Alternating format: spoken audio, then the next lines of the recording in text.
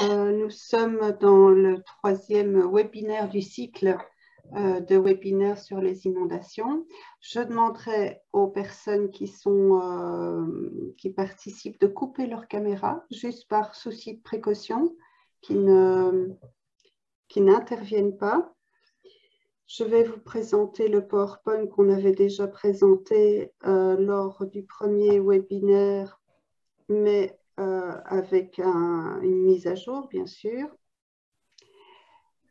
Donc, je vais aussi commencer peut-être par présenter les personnes ici autour de la table. Donc, il y a Laura Jadot, qui est agent de liaison et qui travaille à l'ULiège dans le service d'Adélaïde Blavier. Manon Delal, qui travaille également au service d'Adélaïde Blavier, donc un professeur à l'ULiège.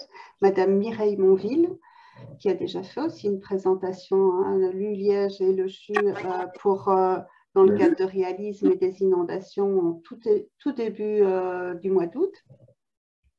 Alors, pour nous aider sur les aspects plus techniques et pratiques, eh bien, donc, il y a Émilie Sénat du CLPS de Liège, Virginie Beckers du CLPS de Verviers, Aurélie Gigot, ma collègue de réalisme, Sabine De Wiel du CLPS de Wiwarem. Donc, nous sommes trois, je pense n'avoir oublié personne. Si, une caméra éteinte, Corinne Cattal, qui est aussi agent de liaison, entre autres, et qui donne un coup de main ce soir par rapport à toute une série de questions pratiques.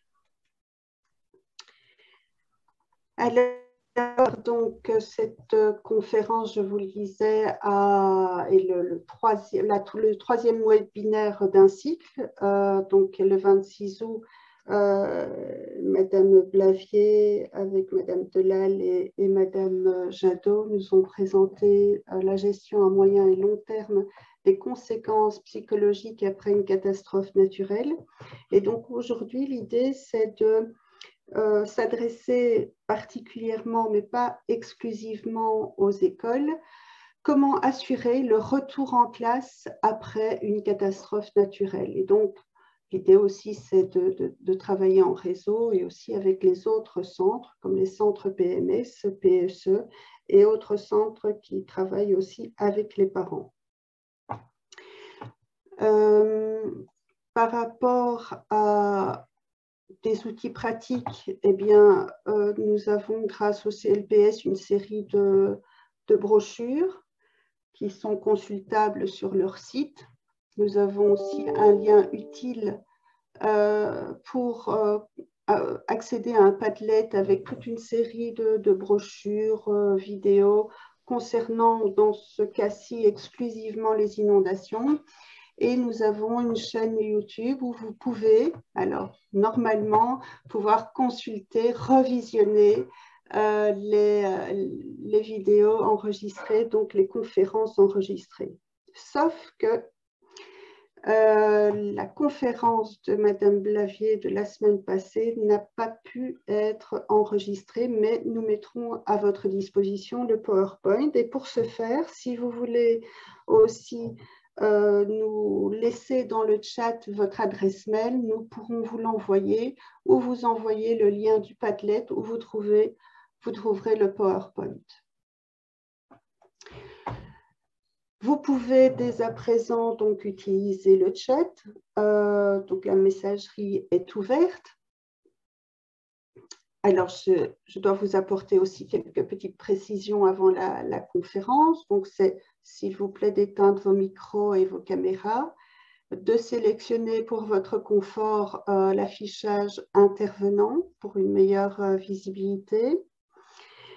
Donc, je vous ai dit que la conférence sera enregistrée. J'espère que cette fois-ci, nous n'aurons pas de problème technique.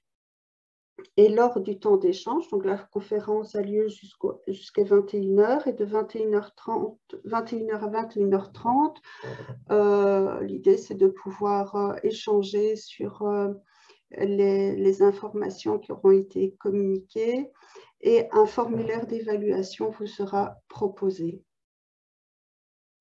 Je vous disais ici, vous avez donc différents espaces pour aller chercher l'information qui pourra vous être diffusée. Je vais laisser la parole à Madame Blavier et ses collègues, ainsi que Madame Monville, et je vous souhaite une excellente soirée.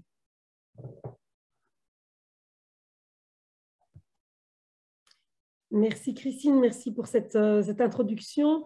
Donc voilà, en effet, notre conférence, notre présentation de ce soir fait suite à la présentation de la semaine passée. On va revenir peut-être sur 2-3 points de la semaine passée, vu que ça n'a pas été enregistré et que certains auraient peut-être voulu savoir ce qui s'était dit la semaine passée avant d'avancer dans la suite.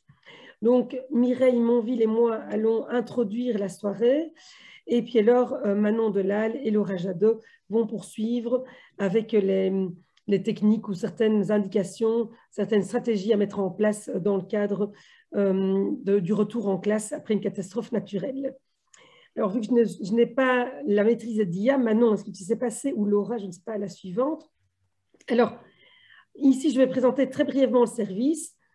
Mireille Monville et moi-même allons vous présenter une petite introduction et puis les principes, stratégies d'aide et thérapie intervention seront présentés par Manon Delal et Laura Jadot.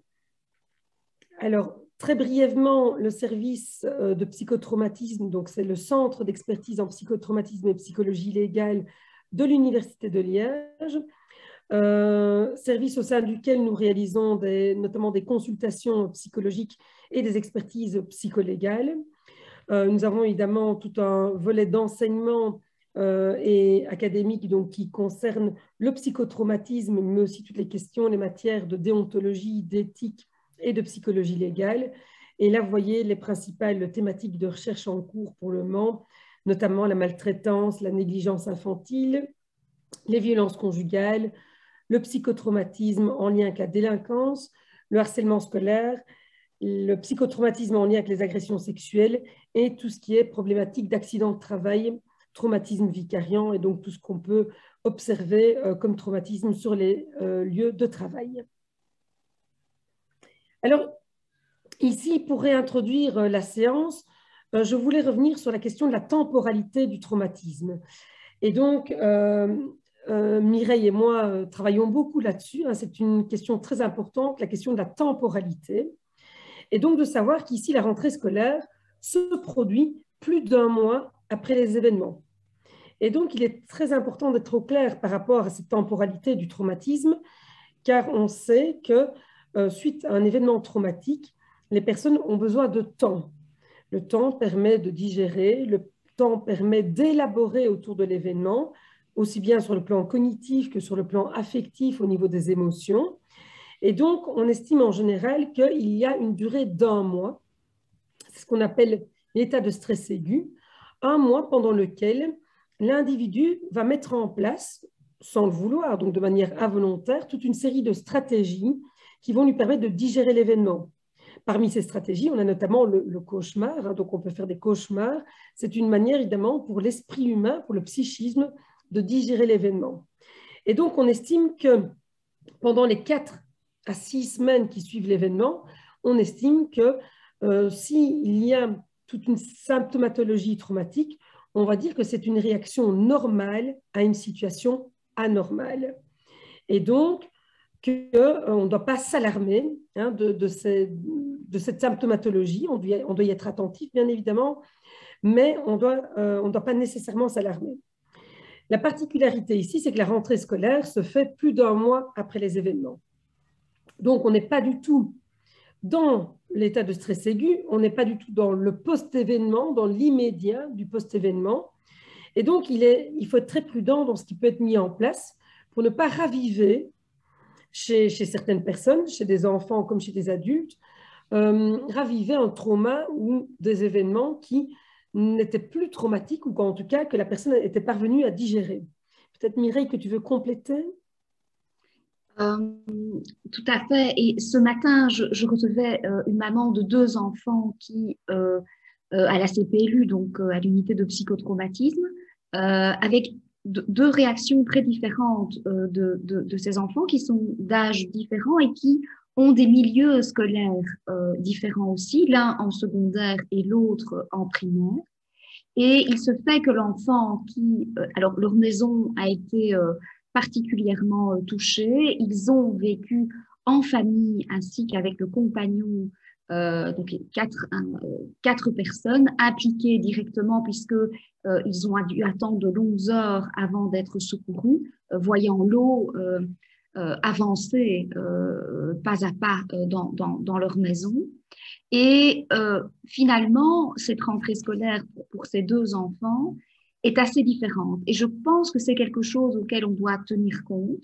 C'est que la petite fille qui est en primaire, elle rentre dans une école qui a été, en partie en tout cas, abîmée, où l'ergonomie des lieux n'est plus tout à fait la même que en juin, lorsqu'elle a quitté cette école.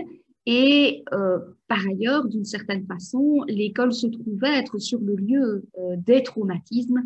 En tout cas, elle est directement en lien avec les traumatismes et cette petite fille ne voulait pas rentrer à l'école. Et donc, sa maman, avec quelques conseils, est allée à l'école avec elle avant la rentrée. Elle a pu contacter la direction et la future institutrice primaire. Et donc, l'enfant a pu petit à petit réapprivoiser les lieux en quelque sorte. Tandis que pour l'autre enfant qui a vécu un traumatisme, également avec sa famille, et dont finalement, et c'est vrai pour la mère, c'est vrai pour les 2 enfants, les signes, comme le dit très bien Adélaïde, de réactivité liés à l'événement et au fait traumatique sont restés aigus, mais jusque-là normal, puisque au bout d'1 mois, plus ou moins, en tout cas à des moments différents, la temporalité est importante, eh bien, ni les parents ni les enfants n'ont plus ressenti de la viviscence, par exemple, de l'hypervigilance, ni de cauchemars. Mais une appréhension, effectivement, à rentrer à l'école, très importante pour l'enfant, parce que le lieu qu'elle allait rejoindre avait été touché, tandis que pour l'autre enfant, pas du tout. Et donc, c'est déjà une distinction qu'il faut pouvoir faire. Il y a des lieux qui sont assez proches des lieux qui ont été touchés et on va avoir énormément d'enfants, peut-être, ou d'enseignants qui ont été eux-mêmes impactés et qui sont des impliqués primaires. Puis, on va avoir des écoles où l'école elle-même a été touchée, ergonomiquement, enfin, dans sa structure. Et puis alors, on va avoir des écoles qui sont beaucoup plus éloignées des lieux. Et tout ça, évidemment, ça va teinter la rentrée scolaire de ces enfants ou ces adolescents. Voilà, donc là, ça met directement la transition sur la dia suivante. Voilà, donc en effet, à la question du fait qu'on a évidemment le personnel lui-même, donc les membres du personnel qui pourraient être sinistrés, l'école sinistrée aussi. Hein, donc là, on a visité plusieurs écoles, notamment avec Mireille la semaine passée, pour préparer la rentrée. Et c'est clair que c'est différent si jamais on doit gérer une rentrée dans une école qui a été sinistrée, ou encore où les enfants doivent aller dans un autre lieu, ou une école qui n'a pas été sinistrée, mais dont les enseignants, les membres du personnel et les enfants ont été éventuellement sinistrés. Alors, un point important sur lequel on avait déjà insisté la semaine passée, c'est que, évidemment, heureusement, tous les sinistrés ne seront pas traumatisés. On a quand même quelques facteurs protecteurs, quelques éléments protecteurs, le fait qu'on est dans une catastrophe naturelle où il n'y a pas d'intention humaine, donc on sait que dans ces cas-là, le traumatisme peut être moins important. On est dans le fait que ça a touché une collectivité, et la collectivité est fortement protectrice. Et enfin, il y a l'entraide qui s'est vraiment très, très bien organisée, mais qui malheureusement est une entraide inégale, dépendante du réseau social. Donc, c'est-à-dire que tous les enfants n'ont pas reçu, toutes les familles n'ont pas reçu la même entraide. Et puis, on sait aussi que dans la durée, l'entraide ne se maintient pas toujours. On est notamment à la fin des vacances où les personnes vont reprendre leurs activités professionnelles notamment, et donc avec cette entraide qui peut prendre fin. Et on se retrouve un peu dans la même logique parfois que les processus de deuil, où après la perte d'une personne chère, on est très entouré, il y a beaucoup d'aide, il y a beaucoup de travail aussi à faire, administratif, ici c'est beaucoup de travail de nettoyage. Et donc, après 4, 6, 8 semaines, et surtout encore sur le plus long terme, les personnes peuvent se retrouver très désœuvrées. Et donc, dans ce cadre-là, l'école est un refuge. Là, je vais peut-être laisser Mireille reprendre la parole par rapport à la question du refuge, avec ce point d'attention, évidemment, du fait que si l'école est sinistrée, ben, la question de refuge ne prend peut-être pas la même symbolique. Lorsque les événements dramatiques sont arrivés, c'est vrai que on a eu des questions de parents. Est-ce que, par exemple, l'enfant peut venir aider? Est-ce que c'est important qu'il soit sur les lieux? Est-ce que ce n'est pas plus traumatisant pour lui? Et donc, il y a toute une série d'enfants qui, de manière la plus sécurisée possible, mais pas toujours, ont assisté et ont été actifs dans la petite aide qu'ils pouvaient apporter sur le terrain. Et en même temps, il y a aussi des enfants, et ça j'ai pu l'observer, qui étaient un peu désœuvrés comme ça, comme livrés un peu à eux-mêmes, ce qui effectivement peut aussi générer d'ailleurs des suraccidents. Et donc tous ces enfants ont été pour certains dans l'activité, si je puis m'exprimer ainsi, et on sait qu'être actif face au psychotraumatisme, face au fait, alors même qu'on cherche du sens, ça peut être déjà réparateur, entre guillemets. Et donc, ces enfants qui vont rentrer à l'école, ils vont de nouveau être dans une activité, mais alors pour certains qui s'éloignent évidemment de celle de la reconstruction, si je puis m'exprimer ainsi.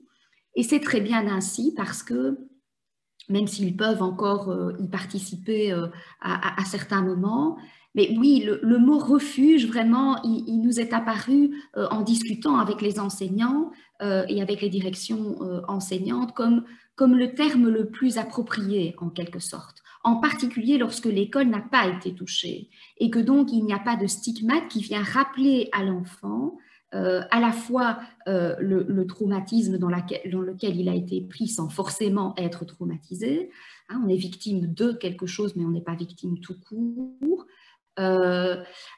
Certainement aussi penser, construire autre chose de ce qu'il entend de l'angoisse de ses parents, parce que au jour d'aujourd'hui, les adultes que nous rencontrons, si certains ont dépassé les effets traumatiques, sont dans une charge mentale absolument phénoménale, liée notamment évidemment à la reconstruction, mais à tous les phénomènes administratifs qui sont, vous le savez bien, et on voit aussi pour les victimes d'attentats, pour les victimes d'accidents, extrêmement complexes où parfois les choses ont l'air de complètement vous échapper et vous ne trouvez pas de sens.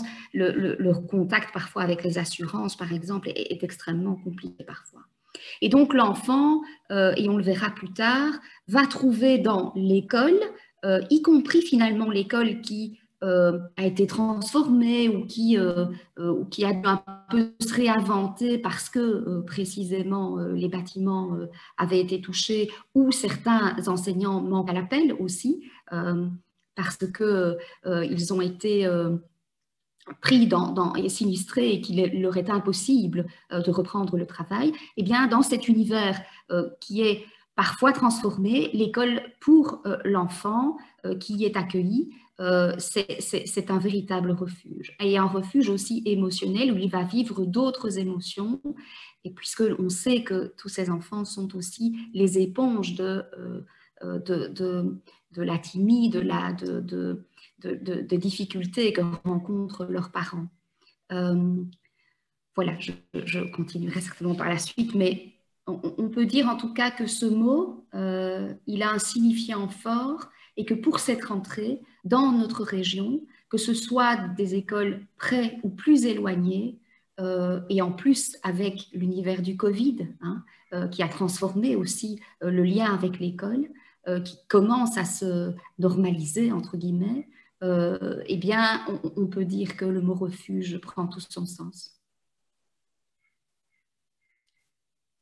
Alors donc ici, c'est aussi par rapport à ceux qui étaient déjà là la semaine passée, hein, la question, en fait, il y a évidemment tellement de sinistrés, tellement de personnes touchées avec des profils tellement variés qu'il est évidemment impossible d'identifier toutes les victimes.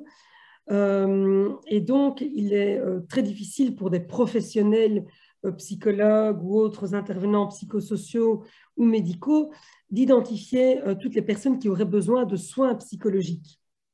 À côté de ça, on avait pointé déjà la semaine passée aussi l'importance d'éviter de psychologiser ou de pathologiser à outrance. Hein. Donc, une personne sinistrée n'est pas nécessairement une personne traumatisée. Un enfant qui doit loger ailleurs pour le moment n'est pas nécessairement traumatisé non plus. Donc, il faut éviter de pathologiser à outrance. Mais donc, pour cela, on a besoin aussi que les proches des sinistrés puissent devenir des sentinelles, notamment pour guider les personnes qui ont besoin de soins psychologiques spécifiques. Et donc, de pouvoir identifier les sinistrés qui présentent encore à l'heure actuelle des souffrances psychologiques ou des symptômes post-traumatiques qui nécessitent un suivi. C'est la dia suivante. Alors, parmi toutes ces sentinelles, bien évidemment, il y a tous les proches, familles, voisins, les collègues, les médecins traitants ou autres professionnels des soins de santé, les centres PMS et bien évidemment pour les enfants, les personnes centrales qui peuvent faire ce travail de sentinelle, ce sont les enseignants. Et donc, l'école joue un rôle primordial pour justement repérer, pour pouvoir identifier si certains enfants vont moins bien et ont besoin de ce suivi-là. Et donc, dans ce cas-là, c'est d'inviter l'enfant ou d'inviter la famille à consulter et de pouvoir aussi donner des coordonnées d'un endroit où elle sera reçue aussi, si possible, sans avoir une liste d'attente de plusieurs mois. Donc, ça, c'est un autre problème dont on a déjà parlé la semaine passée aussi, pour qu'elle puisse bénéficier des soins le plus rapidement possible. On passe à la dia suivante. Et donc, là, ce sont quelques petits éléments importants que, justement, les sentinelles doivent bien avoir à l'œil, de se dire, tiens, comment est-ce que je peux repérer un enfant qui n'irait pas très bien, ou peut-être un ou une collègue qui n'irait pas très bien. Ce qui est important, c'est de repérer une différence entre un avant et un après. Ça veut dire qu'il y a une rupture entre comment était la personne avant l'événement et comment elle est après. Donc, qu'est-ce qu'on va observer? C'est notamment une évolution défavorable de l'état psychologique de la personne, une anxiété importante ou des peurs particulières, le fait de ne pas de vouloir toujours être accompagné, même par exemple pour aller aux toilettes, ou des enfants qui ont des accidents, une incontinence alors qu'il n'y a plus de problème à ce niveau-là. Donc, on va vraiment avoir des éléments comme ça qui suggèrent des comportements, une anxiété importante chez ces enfants. Une humeur négative, donc un enfant qui est toujours dans quelque chose de négatif, on voit qu'il n'a plus cette joie de vivre qu'on lui connaissait. Un désintérêt pour des activités qui étaient auparavant importantes pour la victime. Donc, si jamais l'enfant aimait dessiner, il ne dessine plus. Peut-être pour des activités extrascolaires aussi, même si ce sont des questions encore compliquées, en plus avec le coronavirus qui est venu, qui est encore omniprésent. L'isolement social, donc le fait de voir qu'un enfant s'isole des autres. Alors, s'isoler un petit peu parce que l'enfant a besoin d'un peu d'espace pour lui tout seul, a priori, il n'y a pas de souci. Mais c'est vraiment de voir un enfant qui s'isole fortement, ou un jeune aussi, parce qu'on parle des enfants, mais je pense qu'il faut parler des adolescents qui ont eu quand même une année à mi-temps à l'école et pour lequel je pense qu'il y a toute une série qui ont eu des problèmes de décrochage scolaire et pour d'autres, ça a été un décrochage social. Donc là, je pense qu'il faut être attentif à ces jeunes ados qui vont se retrouver tout seuls dans la cour, qu'on ne va peut-être même pas remarquer parce qu'ils sont sur leur GSM et donc on ne les voit pas, et d'être vraiment attentif à cet isolement social qu'on risque d'observer chez certains enfants et adolescents. Alors, des problèmes d'hyperactivation neurovégétative, donc des troubles du sommeil, un comportement agité, qu'on va peut-être observer parfois un peu plus chez les enfants jeunes. Ça va être plus, je veux dire, plus aisément observable par rapport à cette agitation. Et enfin, là, de nouveau, chez les enfants et les adolescents, c'est d'évaluer la détresse parentale. On sait très bien qu'il y a une corrélation entre la détresse parentale et la détresse de l'enfant. Donc, c'est-à-dire que si les parents sont toujours en détresse, il y a une forte probabilité que les enfants eux-mêmes soient en détresse psychologique. Et donc, c'est vrai que notamment, là, c'est peut-être un peu plus au niveau du primaire et des maternelles, d'identifier que si jamais les parents sont toujours en détresse psychologique, ce qui peut être normal une fois qu'on a perdu sa maison, qu'on a perdu ses biens, qu'il y ait cette détresse qui soit toujours très présente, mais il faut savoir que cette détresse parentale est un facteur de risque majeur pour qu'une détresse psychologique soit présente également et se développe chez l'enfant. Mireille, je ne sais pas si tu veux rajouter. Oui, oui, tout à fait. C'est être une sentinelle dans des conditions de rentrée scolaire telles que nous la connaissons. C'est probablement davantage observer, mais peut-être pas analyser, parce que comme tu le disais très bien, Adélaïde, il ne s'agit pas non plus de psychologiser à outrance ou de faire un rapport de cause à effet sur un changement observé chez un enfant qui peut-être n'a aucun lien avec les traumatismes collectifs que nous venons de connaître et qui sont peut-être par exemple liés à un désamour ou un désaccord ou à des disputes dans le couple parental par exemple.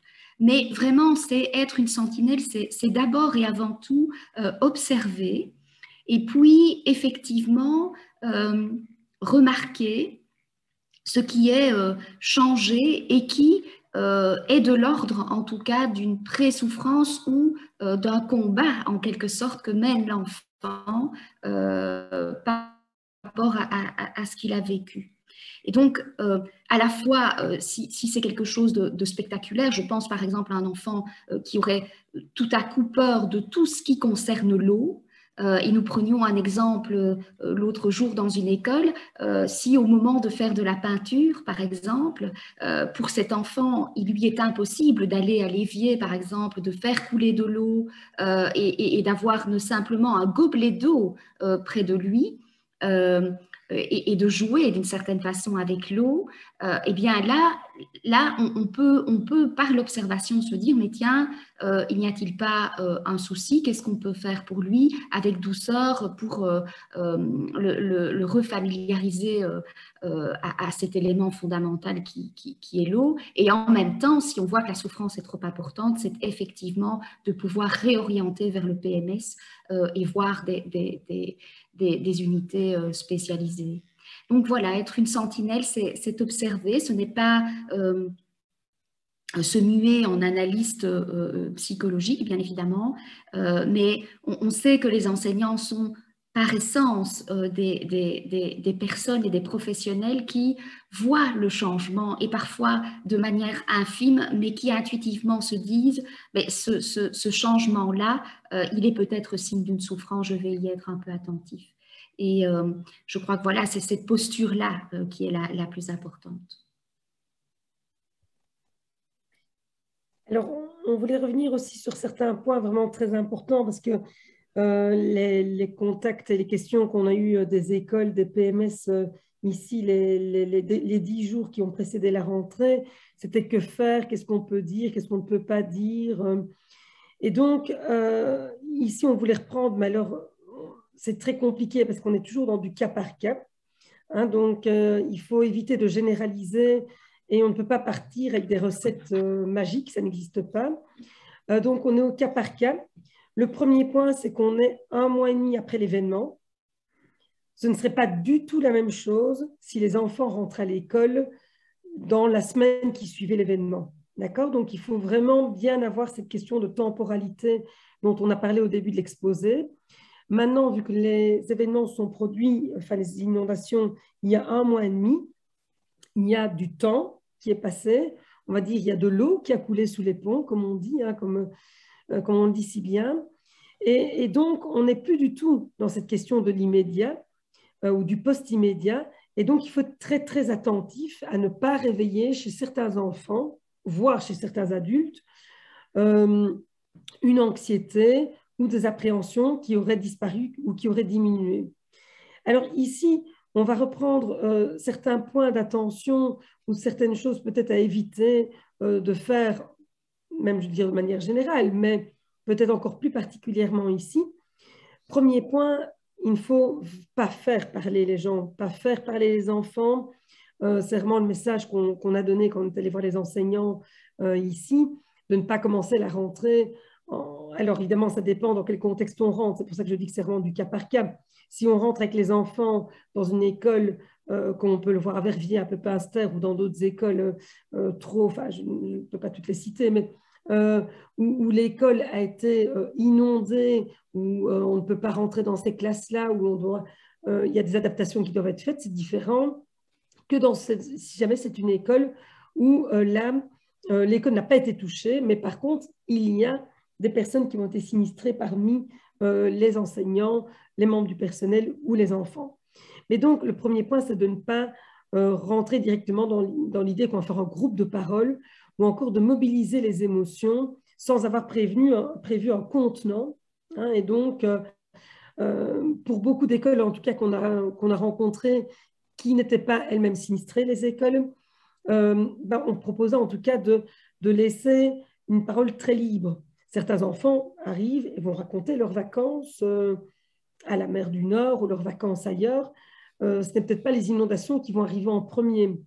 Et là, c'est très important d'être attentif à différents éléments que Mireille va reprendre notamment. Le fait d'éviter de relativiser, le fait d'éviter de minimiser ou encore de culpabiliser. Et donc là, je vais peut-être laisser Mireille exposer un peu ces trois points à éviter. Donc, je pense qu'il y a peut-être 20-25 ans d'ici, on pensait que faire parler presque après, hein, tout juste après parfois un événement à caractère potentiellement traumatisant, on allait faire disparaître la souffrance. Or, il y a une réactivité liée au traumatisme qu'il faut précisément ne pas toucher, laisser vivre, si je puis m'exprimer ainsi, peut-être à l'exception de la dissociation, mais en tout cas, faire parler, faire raconter, c'est plus délétère puisqu'on va replonger la personne ou finalement la laisser dans un état de stress aigu et par ailleurs, on va provoquer de la reviviscence. Donc, avec un enfant d'autant plus, d'autant que, comme le disait Adélaïde, la temporalité, on est déjà éloigné, même si les conséquences, évidemment, pour les sinistrés sont toujours aussi importantes pour certaines personnes, mais sont de l'ordre de la gestion et un peu moins alors du traumatisme au sens strict du terme. Alors, mobiliser les émotions sans contenant, mais c'est encore plus vrai certainement pour les enfants, et d'ailleurs, naturellement, les enseignants le savent et le font puisqu'ils utilisent énormément de médias avec l'enfant. Le dessin, évidemment, est certainement le plus utilisé et il permet d'une certaine façon de dessiner, puis d'amener peut-être une parole tout à fait naturelle et libre chez l'enfant et parfois une non-parole, tant que la liberté y est. Et surtout, cela permet déjà d'une certaine façon sublimer un peu les choses, aller au-delà, puisqu'il s'agit d'une représentation et donc déjà d'une élaboration, alors qu'on sait que le traumatisme psychique, finalement, c'est un événement qui ne se transforme pas ou qui ne peut pas se transformer en souvenir et qui est là à l'état brut, en quelque sorte.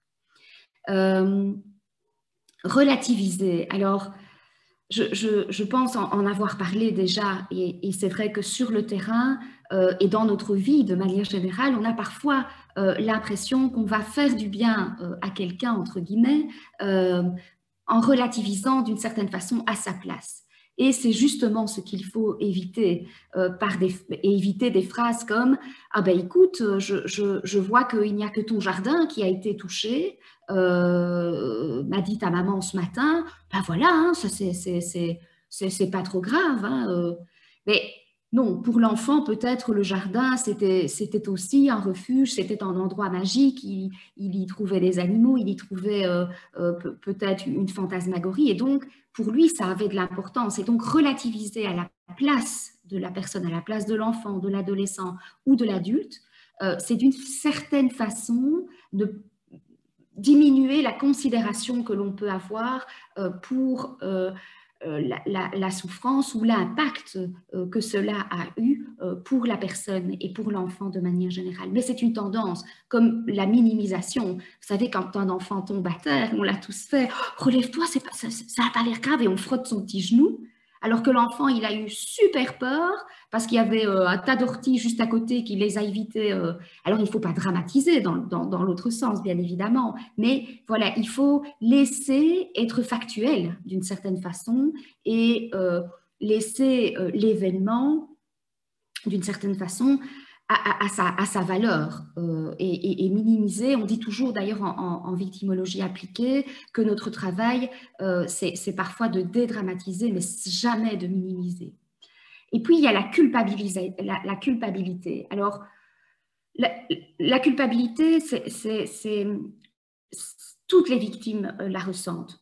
Peu importe les victimes et peu importe le type de traumatisme auquel elles ont dû faire face, la culpabilité, c'est vraiment quelque chose qui prend énormément de place, qui est souvent synonyme de souffrance, et en même temps, c'est une façon qu'a le psychisme, en quelque sorte, et donc la personne, à reprendre un certain contrôle, alors même que lors de l'événement traumatique, elle a pu, dans un premier temps et sur le moment même, avoir un très grand sentiment d'impuissance. Et la culpabilité, finalement, ça fait partie du cheminement, de la recherche de sens.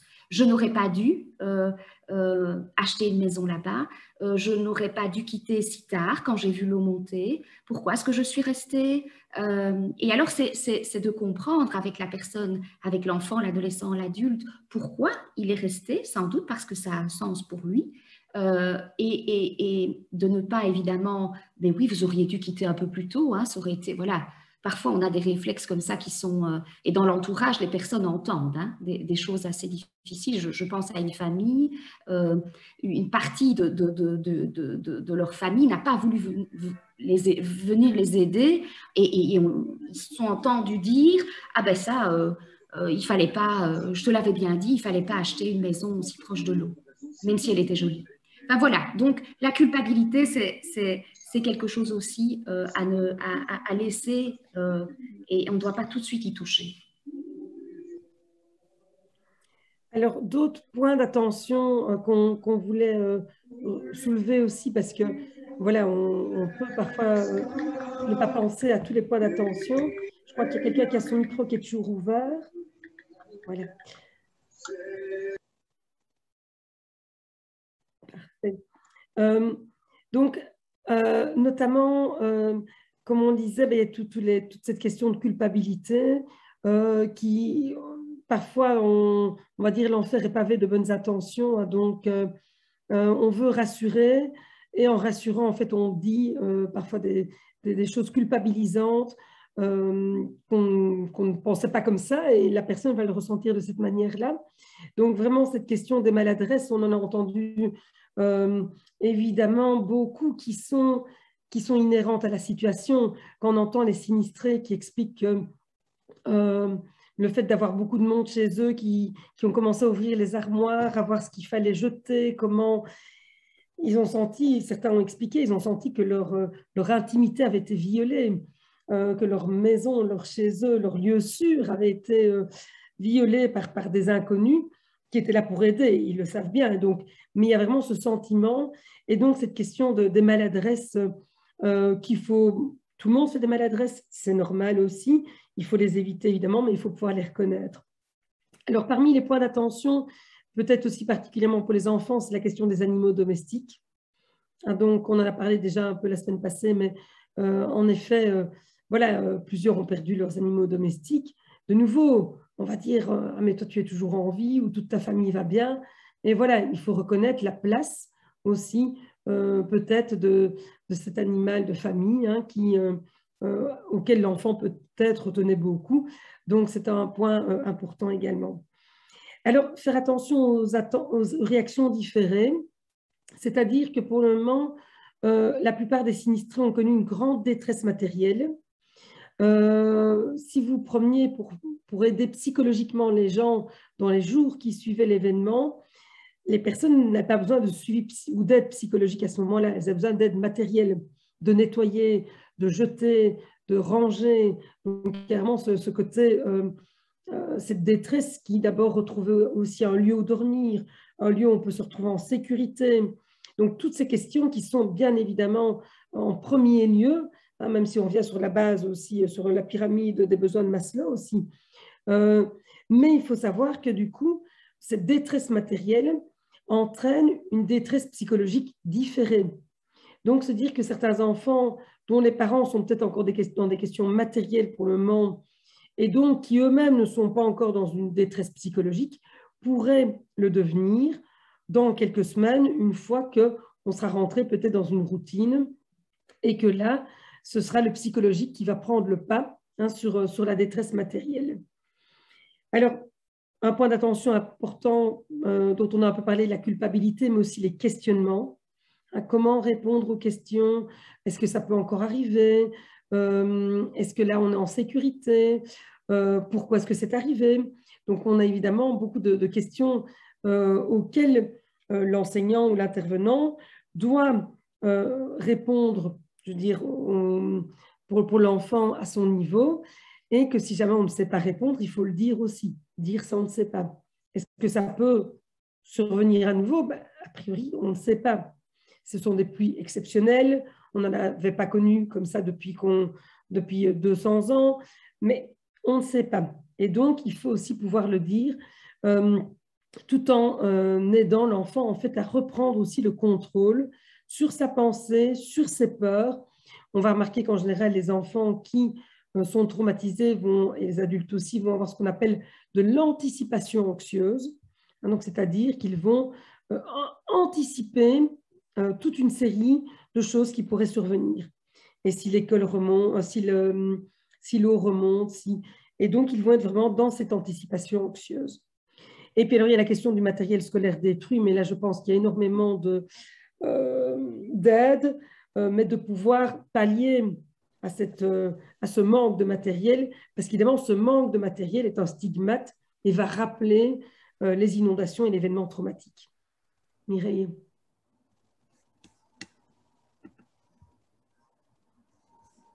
On ne t'entend pas? Il y a ton micro qui...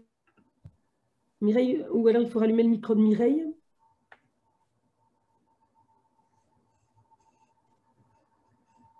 Est-ce qu'il est possible de rallumer le micro de Mireille? Oui, j'ai demandé la réactivation du micro, mais voilà. Pas de souci. Et donc voilà, je pense que dans notre clinique, on observe effectivement tout ceci. Et finalement, les enfants et certains enfants ont fait face à un traumatisme, mais aussi à de multiples deuils et à des deuils comme parfois le fait d'avoir perdu des éléments matériels auxquels ils tenaient, par exemple. Non pas qu'ils avaient une valeur importante financière, mais auxquels ils tenaient. Et je pense à cette maman qui n'a rien pris que les doudous de ses enfants, alors que ses enfants n'étaient pas là. Mais c'est à ça qu'elle a pensé immédiatement. Bon, c'est dire que ça peut avoir une importance qu'il ne faut pas non plus, évidemment, agrandir nous-mêmes, mais avoir ces points d'attention sur ces multiples deuils aussi que peuvent vivre ces enfants à côté de leurs parents. Voilà, on va laisser, je pense, la parole, je crois, à Manon, là, maintenant. Oui, voilà. Donc, je vais vous présenter un petit peu les principes et stratégies d'aide qu'on peut mettre en place avec les enfants. Donc, tout d'abord, je vais juste rappeler quelques principes de base mais, qui ont déjà été pour la plupart déjà abordés.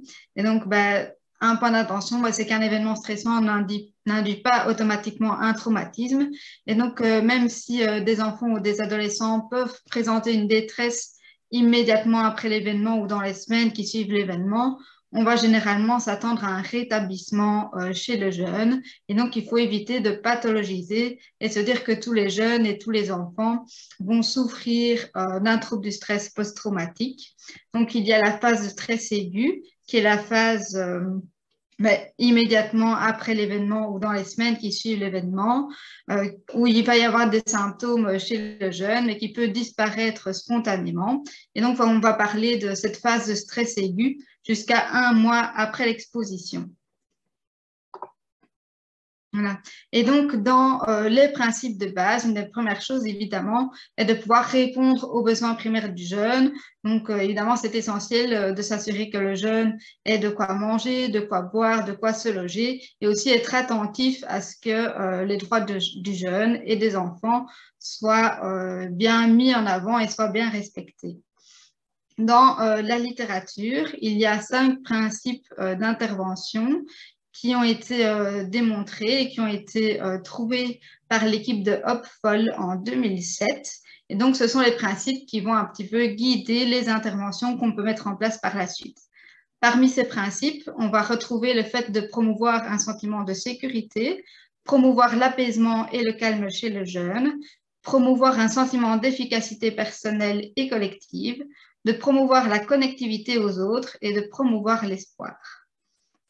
Avant d'expliquer un peu plus précisément les stratégies, je vais vite revenir sur le rôle du personnel enseignant face à ces interventions et face à cette rentrée scolaire.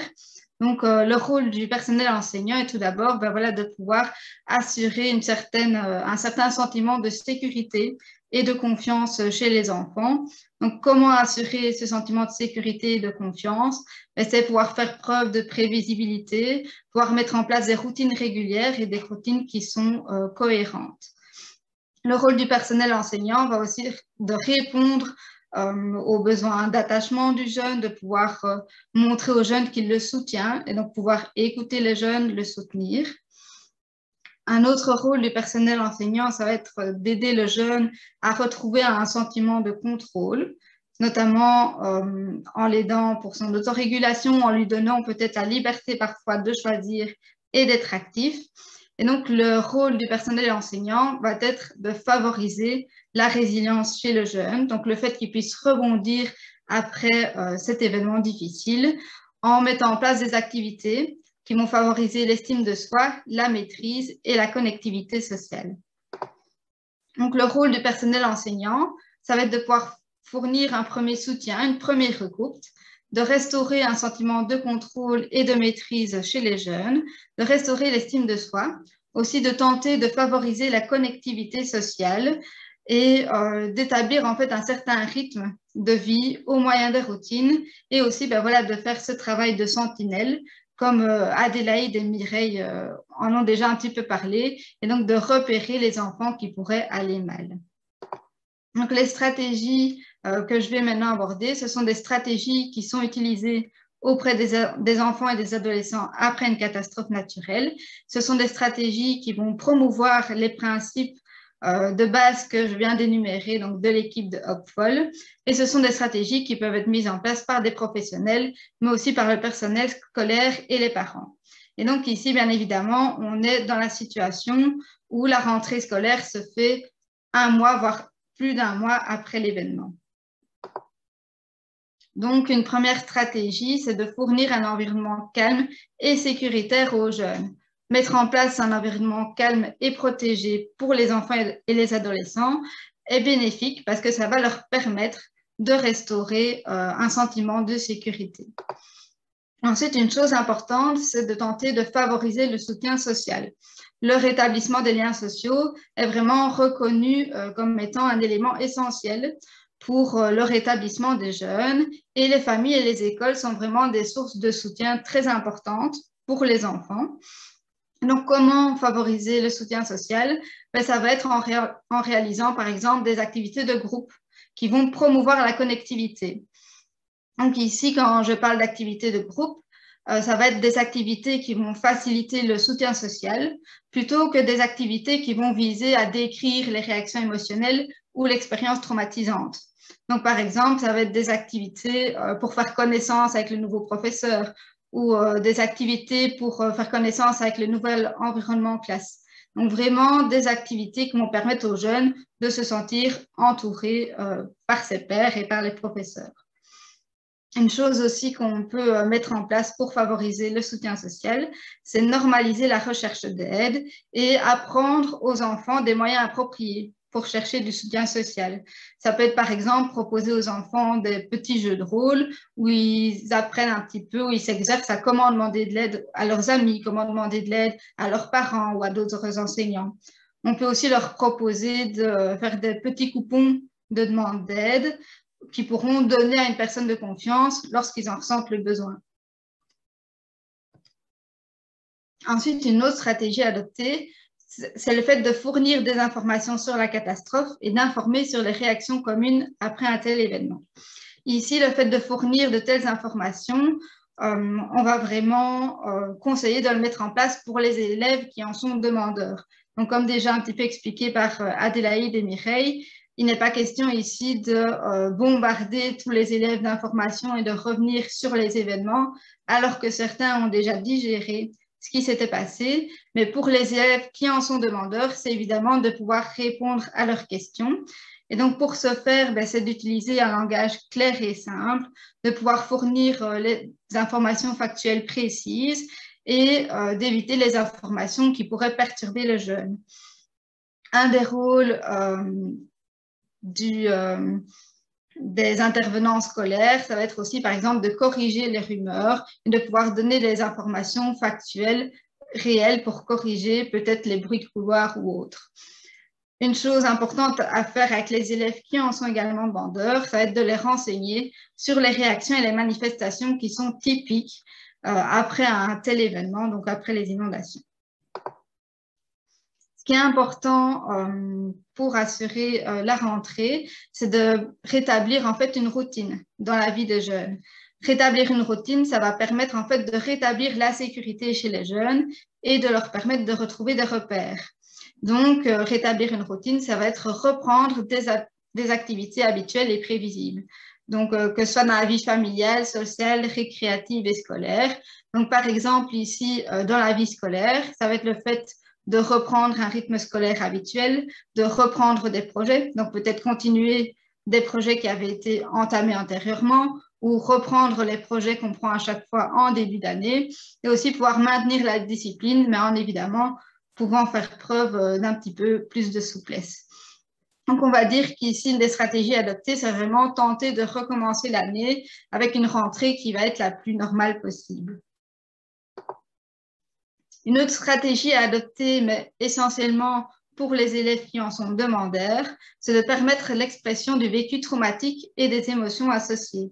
Donc, pour les élèves qui seraient en demande de pouvoir parler de ce qu'ils ont vécu, de pouvoir parler de leurs émotions, évidemment, on ne va pas directement dire à l'élève qu'on ne peut pas l'écouter. Donc, c'est laisser le jeune s'exprimer au sujet de l'événement, de leur expérience potentiellement traumatique, de leurs émotions et de leurs préoccupations.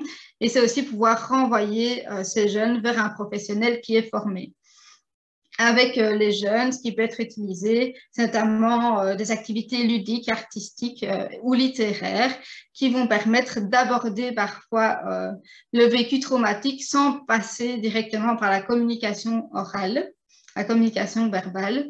Donc, par exemple, pour les enfants, on peut passer par le dessin, où c'est proposer aux jeunes de dessiner ce qui leur vient à l'esprit ou faire un dessin sur un thème qu'on va leur proposer.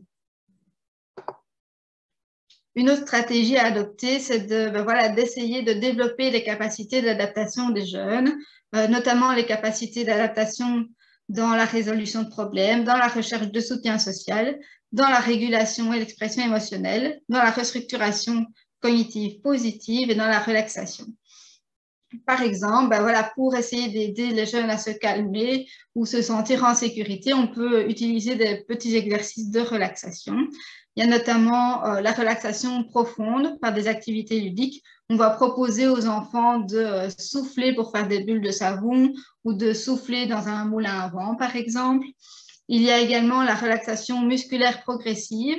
On va proposer aux enfants d'abord de contracter leurs muscles, comme s'ils étaient un soldat, et puis de décontracter leurs muscles et donc de se détendre comme une poupée de chiffon.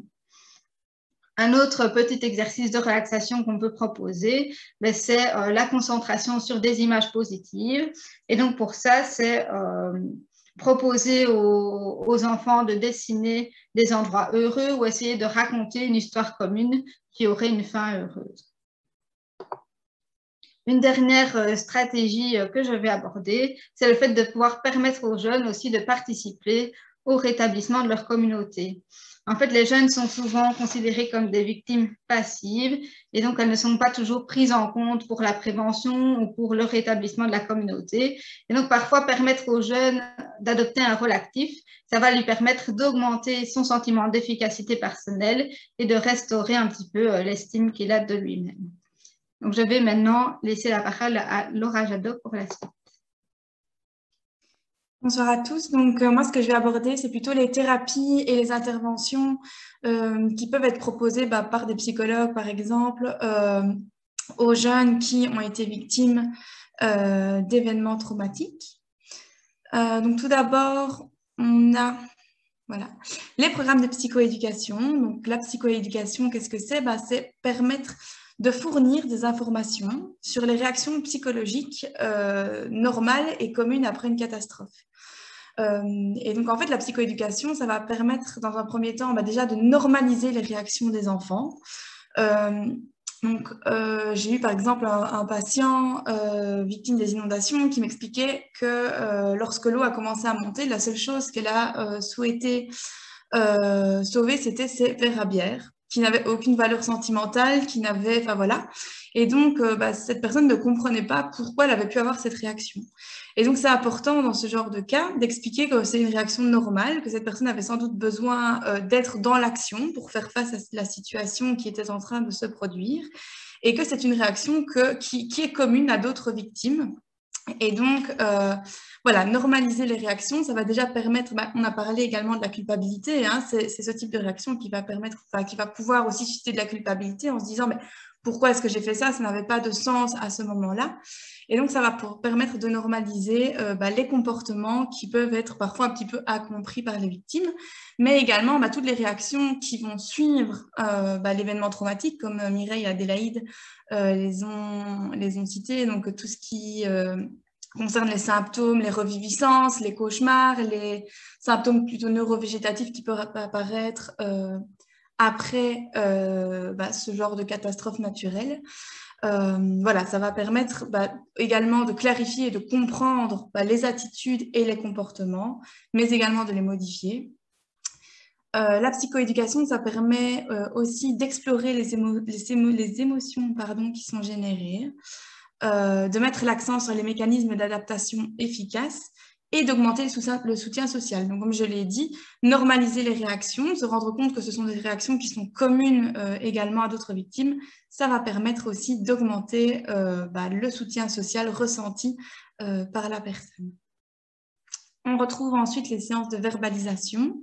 Donc, ces séances, elles vont permettre d'aider les patients à exprimer leurs sentiments et à nouveau à comprendre et normaliser leurs réactions dans le but de favoriser un rétablissement et de retrouver un mieux-être. Avec les enfants, c'est vrai qu'on peut utiliser plusieurs outils et plusieurs supports pour pouvoir permettre justement la verbalisation du vécu et des émotions.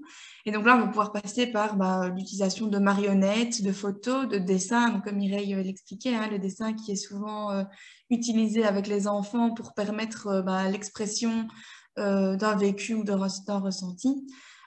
Utiliser des vidéos, des sketchs ou peu importe. La thérapie d'exposition narrative, donc ça, c'est une thérapie qui va plutôt permettre de guider les jeunes dans l'écriture d'un scénario de l'événement qui a été vécu. Et donc, l'objectif, ça va être également de pouvoir replacer ce récit dans une chronologie cohérente de l'événement traumatique qui a été vécu.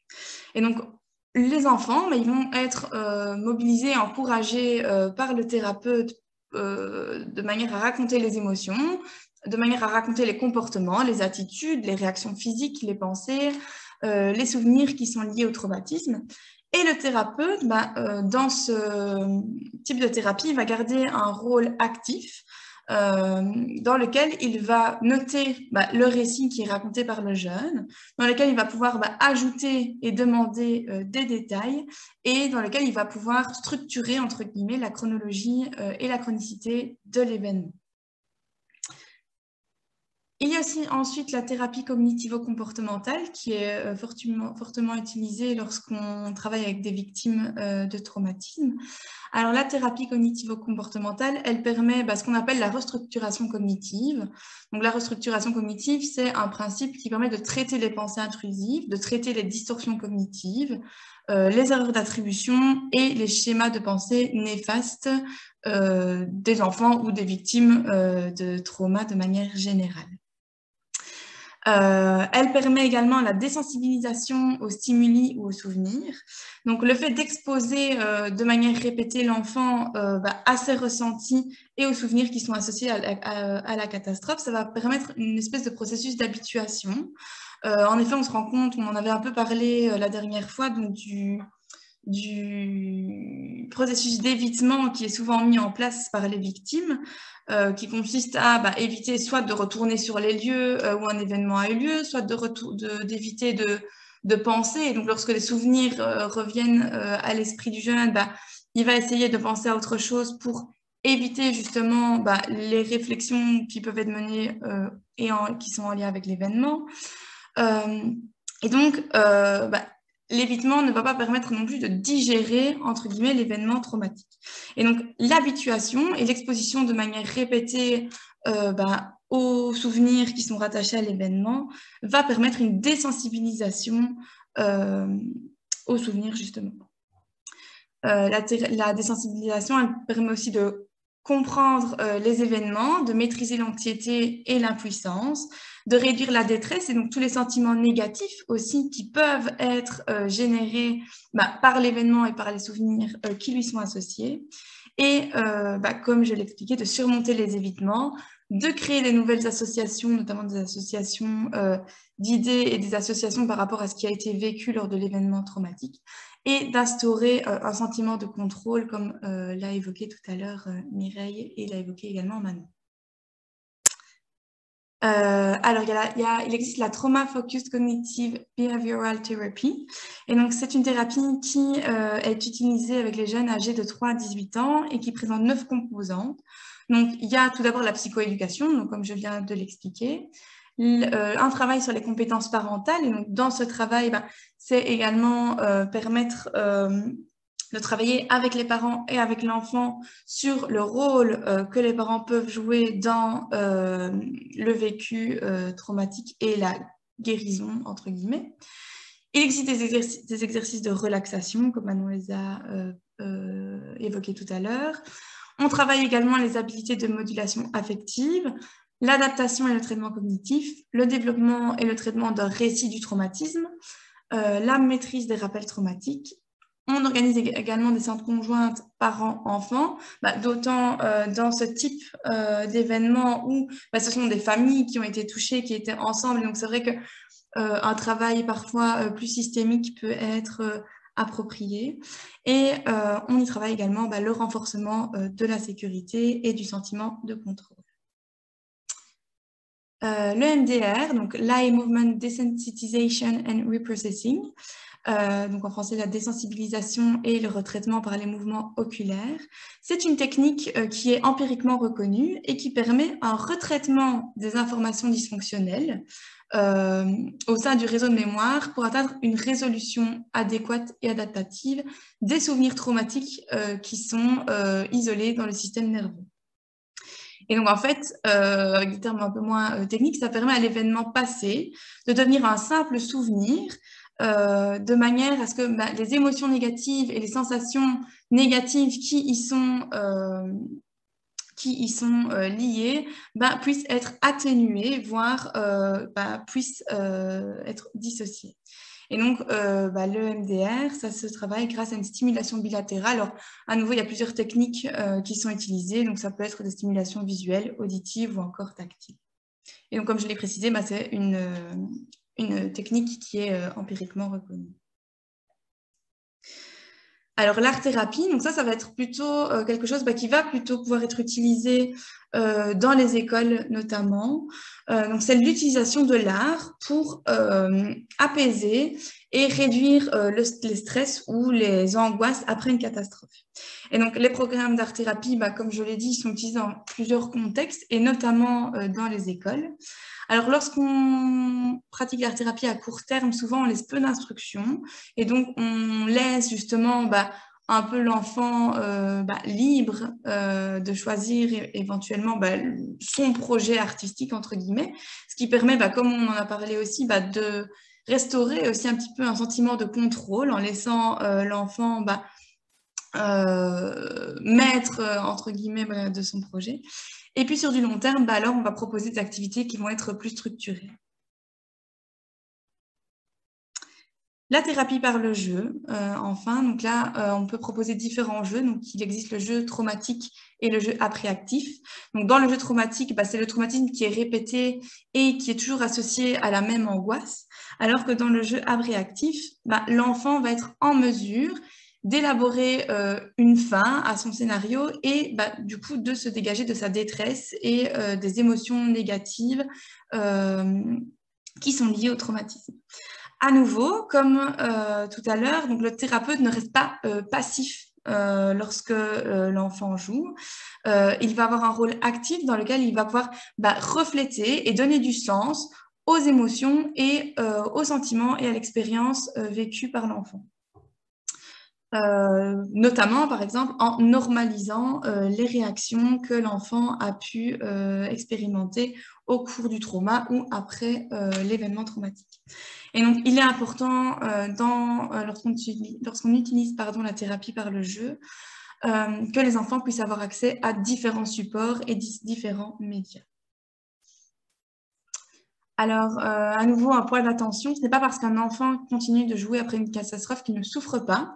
Et donc, ce qui est important dans ces cas-là, c'est d'observer la façon dont les enfants vont s'exprimer et vont mettre en scène leur jeu traumatique.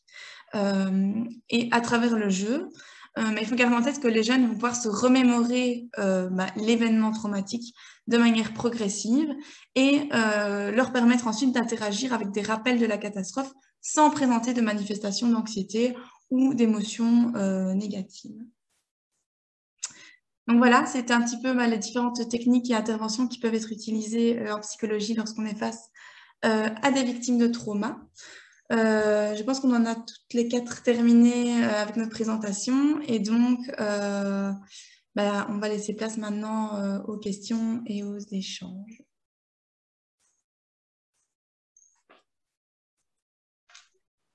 Alors, si vous voulez, merci beaucoup pour cette présentation à vous 4. Si vous voulez, je vais reprendre les questions. Peut-être qu'il y en a d'autres qui vont arriver. En ce qui concerne la possibilité pour l'enseignant de proposer aux enfants de faire des dessins,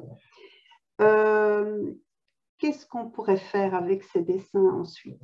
Qu'est-ce qui serait judicieux de faire dans une approche plus collective peut-être ou réparatrice peut-être? Alors, j'ai peut-être commencé et puis je pense que les autres pourront compléter si elles le souhaitent.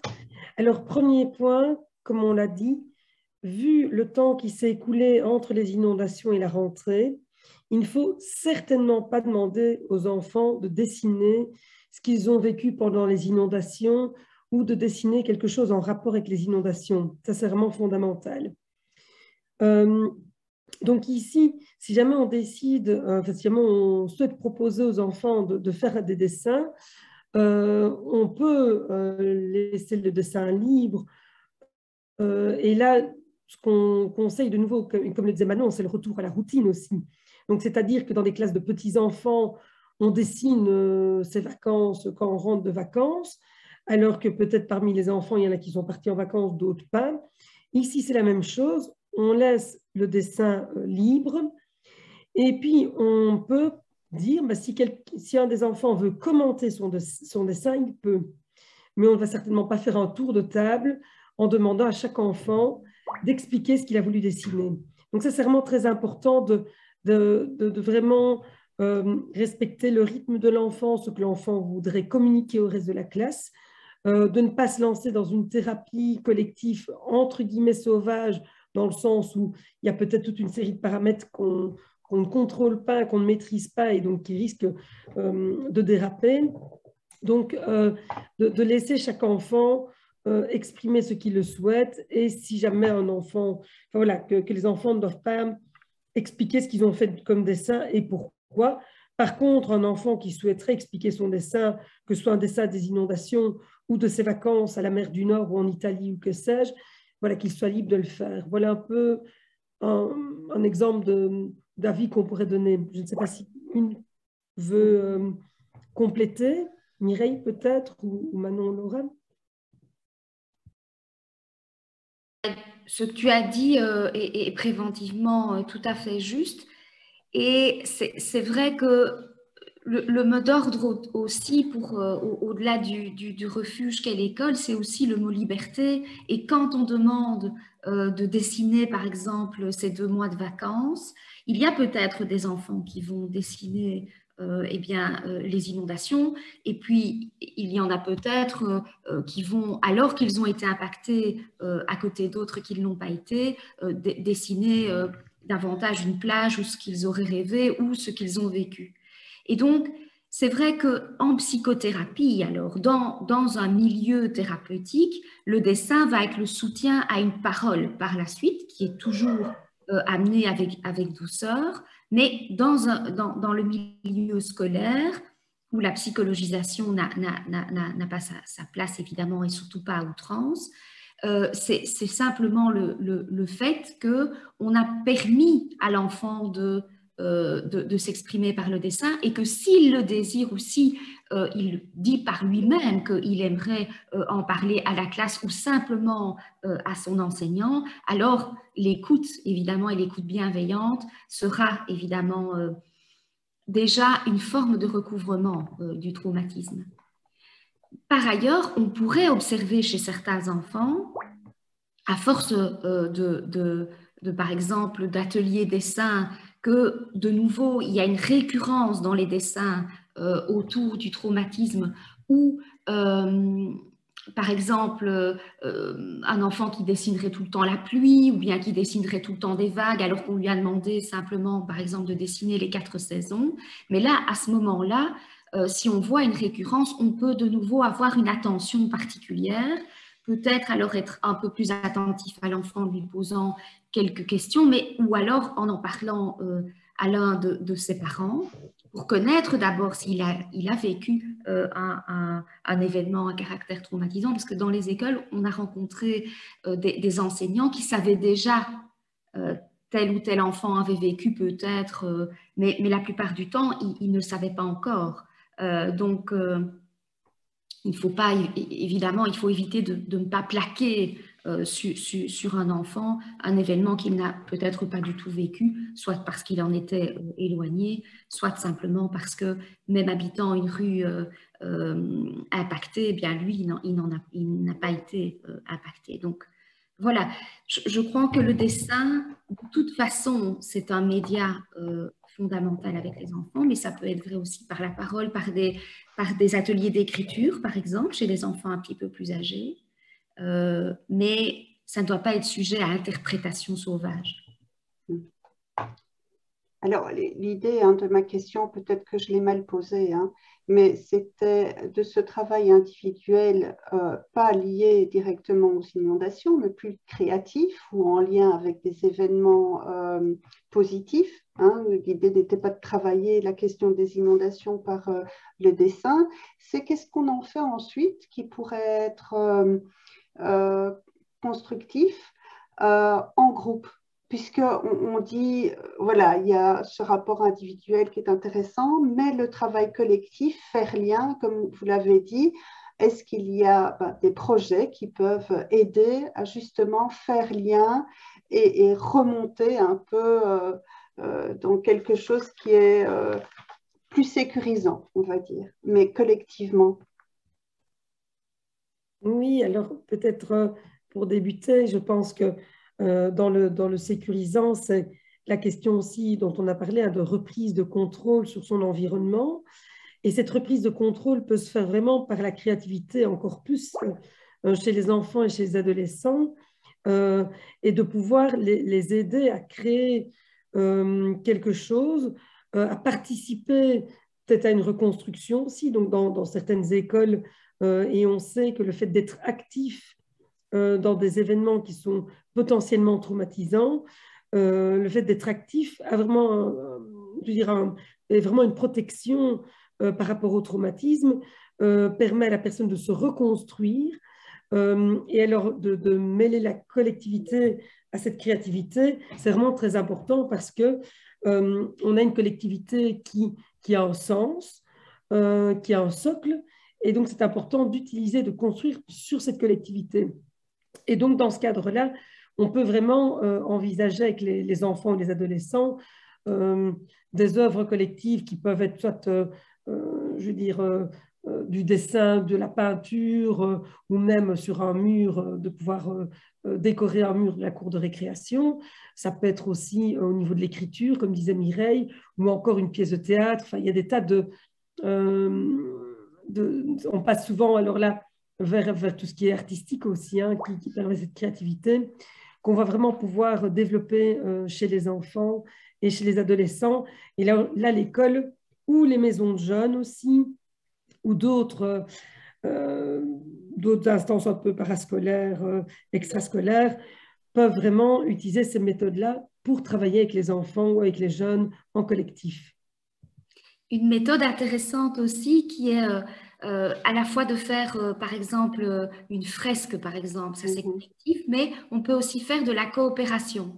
J'utilise un objet qu'on peut trouver à Liège, par exemple dans le magasin, dans un magasin comme La Parenthèse, où je ne saurais pas le décrire, je ne l'ai pas ici, mais les enfants, mais aussi des adolescents ou des adultes, doivent dessiner en même temps parce qu'en réalité, ils ont un objet avec des cordes et il peut y avoir jusqu'à 30 personnes autour de cet objet qui va permettre de dessiner. Et donc, tout le monde est obligé, évidemment, de se coordonner, quel que soit l'âge, avec une consigne particulière. Et donc, le dessin collectif peut prendre aussi la forme d'un jeu coopératif.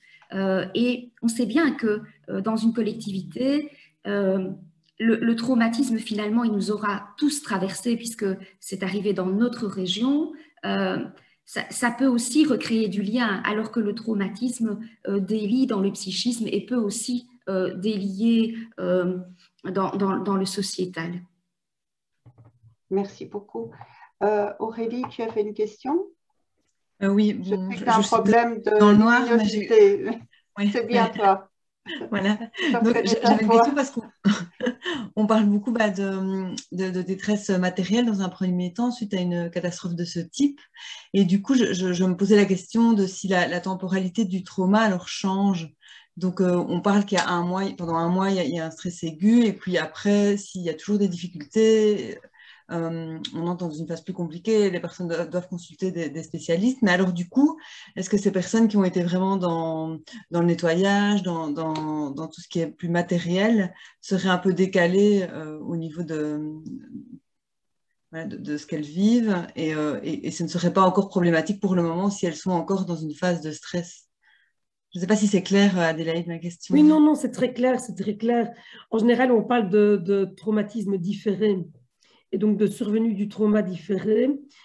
Mais voilà, là, je pense que quelqu'un qui se pose après avoir nettoyé pendant 4 semaines, contacté les assurances ou pendant 6 semaines, en étant allé dormir un peu partout, enfin donc, je dirais qu'une agitation, beaucoup de choses à faire sur le plan administratif et matériel pendant, imaginons, 6 semaines. À partir du moment où elle se pose, on observe très souvent alors on va dire cette décompensation, le fait de la personne se pose et alors là, de dire tout remonte à la surface. Alors là, on ne peut pas dire qu'on commence les 4 semaines à ce moment-là, mais on peut se dire en effet qu'on est dans quelque chose qui survient de manière différée et dont il faut peut-être évaluer l'évolution pour voir si jamais on est en effet avec la personne qui se pose et qui finalement a vraiment la détresse psychologique qui revient à l'avant-plan, alors qu'avant c'était la détresse matérielle. Et est-ce que, comme dans l'état de stress aigu, ça va diminuer progressivement, ou est-ce qu'au contraire, on est quelque chose qui va rester? Donc là, je crois qu'il faut être attentif. On n'est pas vraiment dans les 4 semaines qui suivent, mais en effet, on est dans quelque chose de différé, comme tu dis. Ok, merci. Merci beaucoup. Il y a eu aussi une autre question dans le chat de Justine. Alors, je n'ai pas son nom complet. Comment pouvons-nous identifier un état psychologique changeant chez un enfant qui est nouveau dans l'école et quand personne ne l'a connu auparavant? Tout à fait. C'est une question très compliquée parce qu'en effet, on entend qu'il y a plusieurs enfants qui vont devoir changer d'école parce qu'ils doivent déménager à cause des inondations et donc ils se retrouvent dans une nouvelle école où on ne les connaît pas. Et donc là, c'est en effet impossible de faire une évaluation avec l'avant, vu qu'on ne connaît pas l'enfant avant.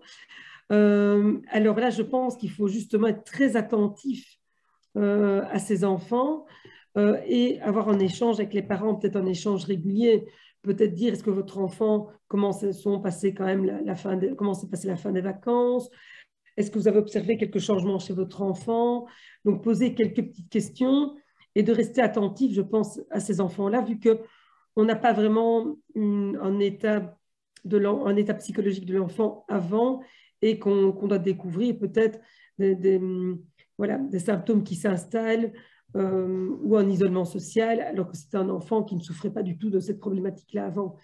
Je ne sais pas si Mireille, Manon ou Laura, vous avez d'autres. Et que je trouvais aussi, comme le disait Mireille, faire attention aussi que les signes qu'on observe soient liés aux inondations et pas à notre événement. Parce qu'à nouveau, un enfant qui rentre dans une nouvelle école, c'est aussi quelque chose de nouveau, un événement stressant. Et donc, ne pas faire un lien causal direct entre les inondations et les changements que les parents vont pouvoir peut-être observer chez l'enfant et voir justement l'évolution du comportement de l'enfant et se dire que si après 2-3 semaines les signes disparaissent complètement, bah, c'est sûr que c'est peut-être aussi simplement le fait de la rentrée, d'être dans une nouvelle classe, des nouveaux professeurs, des nouveaux élèves et pas spécialement lié aux inondations de façon directe. Merci beaucoup. Alors, comme on a parlé, vous avez parlé, Adélaïde et Mireille, de travail plus coopératif. Émilie Sénat parle, alors j'imagine que c'est un outil qui s'appelle le crayon coopératif. Tu peux nous en dire un mot, Émilie? C'est un jeu? Alors c'est oui, comme Madame Monville l'expliquait, c'est un crayon avec plusieurs ficelles que chaque élève peut tenir et peut faire un dessin. Voilà. Nous, on l'a chez nous, je ne sais pas si chez mes collègues des autres CLPS, c'est un outil qui peut être emprunté chez nous. À défaut de l'acheter, voilà. Ça peut être emprunté gratuitement dans les CLPS. C'est juste pour la petite parenthèse. Ah, mais c'est bien. Merci. Et j'en profite aussi pour vous dire que moi, j'ai mis dans le chat l'évaluation puisqu'on arrive un peu au terme de cette dernière conférence. Donc voilà, c'est toujours bien d'avoir un retour. Voilà. Ah ouais, voilà, il est aussi disponible, le crayon coopératif est aussi disponible au CLPS de Parfait. J'avais une petite question, moi, si je peux encore abuser, Adélaïde et Mireille. Par rapport aux sentinelles et par rapport au travail, ce que vous avez appelé la psychoéducation, est-ce que dans la mise en place, entre guillemets, de sentinelles ou l'identification de sentinelles, on est dans un travail de psychoéducation? Oui, Adélaïde, je sais pas. Oui. Moi, je crois, oui. Quand il y a une catastrophe, c'est pas tellement... les premiers besoins des victimes, c'est la sécurisation, le besoin d'information, de se retrouver dans le monde des vivants, dans un monde un peu plus normé. Et finalement, ce n'est pas des psychologues. Il y a des psychologues qui font ça dans les hôpitaux, etc. Mais fondamentalement, les soignants, les personnes qui sont, et je mets vraiment les enseignants, qui sont vraiment des personnes de première ligne, peuvent tout à fait jouer ce rôle. Et finalement, avec quelques éléments sur le psychotraumatisme, on peut déjà faire de la psychoéducation sans induire non plus, évidemment, des symptômes.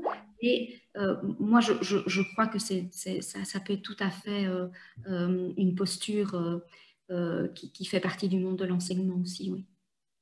Mais je ne sais pas si Adélaïde, Oui, non, tout à fait, je pense que, et peut-être de normaliser aussi certaines réactions, certaines peurs, et de pouvoir, en normalisant, je dirais, rassurer aussi. Donc, on ne va pas dire, on va pas rassurer, mais on va normaliser. Et donc là, je pense que c'est important pour un enseignant qui est vraiment en première ligne, en fait, face à tous ces élèves-là, d'être au courant de certaines choses pour se dire, OK, ici, je ne dois pas paniquer et je dois normaliser, je dois pouvoir expliquer que c'est normal que cet enfant ait cette réaction-là, l'expliquer aussi au reste de la classe, hein, c'est important parce qu'elle regarde les autres enfants, on est dans le collectif et donc là, vraiment, je crois que l'enseignant est vraiment maintenant en première ligne alors, pour une psychoéducation, on va dire, à minimum, en tout cas, et ne pas paniquer. Laura, tu as peut-être quelque chose à dire toi, par rapport à ça, par rapport à la psychoéducation pour les enseignants ou... Ben non, je pense que vous avez dit l'essentiel.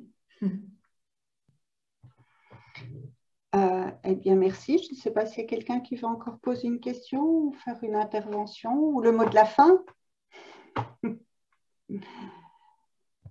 En tout cas, merci beaucoup pour vos interventions. Je rappelle alors pour les participants, s'ils veulent bien remplir le document d'évaluation, comme ça, ça va nous donner des indications. On est en train de réfléchir, on a quelques pistes pour aménager peut-être d'autres webinaires plus pratico-pratiques, mais toujours en gardant ces aspects-là hein, dont vous avez parlé, hein, Adélaïde et Mireille, hein, de ne pas être dans la psychologisation de tout, hein, on n'est pas du tout là-dedans, c'est vraiment de travailler plus sur des aspects plus peut-être culturels, coopératifs, des outils vraiment qui permettent d'observer, mais aussi d'être vigilant et de pouvoir construire avec le jeune, avec les enfants et les parents, des choses qui leur permettent d'arriver à revivre leur routine petit à petit et sortir des difficultés ou d'envisager l'avenir avec espoir.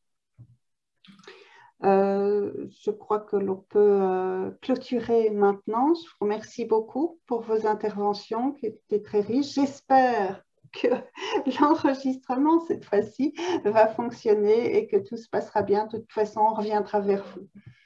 Merci beaucoup et on vous souhaite une très bonne fin de soirée.